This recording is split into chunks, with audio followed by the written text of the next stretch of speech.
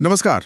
आज हम कुछ मिली हुई जानकारी और लेखों को जरा गहराई से देख रहे हैं और ये एक काफी दिलचस्प ट्रेंड की तरफ इशारा करते हैं। मतलब ये जो 20 से 30 साल के युवा पुरुष हैं उनमें मानसिक तनाव बढ़ रहा है और कैसे जिम जाना उनके लिए सिर्फ एक कसरत नहीं रह गया है, कुछ और ही बन गया है। हाँ, बिल्कुल। और ये बात बहुतों को शायद हैरान भी करती होगी कि अचानक इतने सारे नौजवान लड़के जिम क्यों जा रहे हैं, वजन क्यों उठा रहे हैं। सही। जानकारी भी यही कहती है कि ये सिर्फ बॉडी बनाने की बात नहीं है। ये कहानी असल में उन लड़कों की है जो वो करियर का प्रेशर, समाज की उम्मीदें और ये जो मर्द होने का एक बोझ है ना, उसके नीचे कहीं ना कहीं चुपचाप जूझ रहे हैं। बिल्कुल। और इसी खामोशी के बीच ऐसा लगता है जैसे वजन उठाना, ये जिम जाना एक एक अनजाना सा सहारा बन गया उनके लिए। हाँ, जानकारी में एक बात जो सामने आई वो ये कि कईयों के लिए जिम में जो पहला कदम होता है ना, वो मसल्स के लिए होता ही नहीं है। वो असल में किसी ऐसी चीज पर कंट्रोल पाने की कोशिश होती है जो उन्हें लगे कि हाँ, ये मेरे काबू में है। जिंदगी में शायद बाकी चीजें ना हों, पर ये है। सही कहा। जिम एक ऐसी जगह बन जाती है जहां आपकी चुप्पी पर कोई सवाल नहीं करता, आप बस अपना काम करते हैं। हाँ, और वज़न आपसे पूछते भी नहीं कि भई कैसा चल रहा है, क्या महसूस कर रहे हो? वो तो बस आपको महसूस करने देते हैं और फिर भी उन्हें उठाने की एक चुनौती देते हैं। हर रैप वज़न को एक बार उठाना, हर सेट वो जैसे एक जज़्बाती निकास बन जाता है। हाँ, ये बहुत दिलचस्प बात है, क्योंकि ये सिर्फ एक फिजिकल एक्टिविटी शारीरिक मेहनत से कहीं बढ़कर है।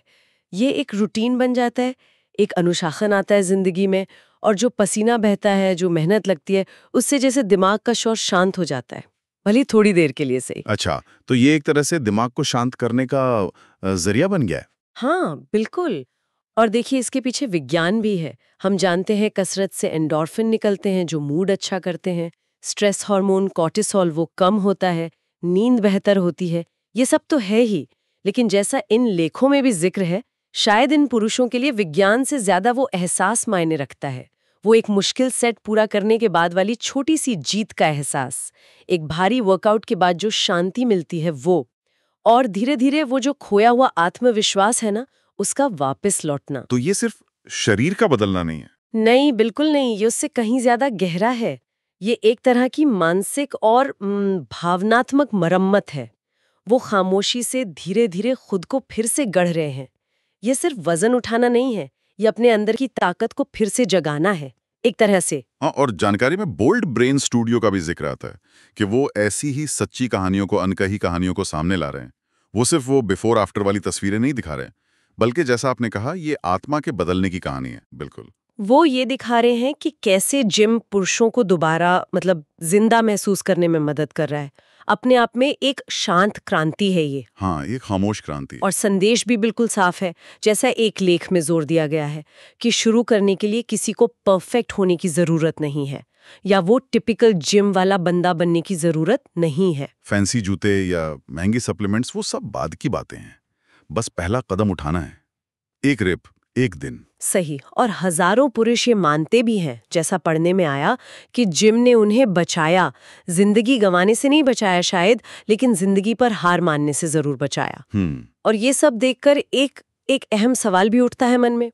जानकारी भी इस तरफ इशारा करती है कि हमारा समाज पुरुषों को हमेशा आगे बढ़ने को कहता है, मजबूत दिखने को कहता है, पर उन्हें रुकने की या कभी टूटने की या अपनी भावनाएं खुलकर जाहिर करने की इजाजत क्यों नहीं देता। हाँ, ये एक बड़ा सवाल है।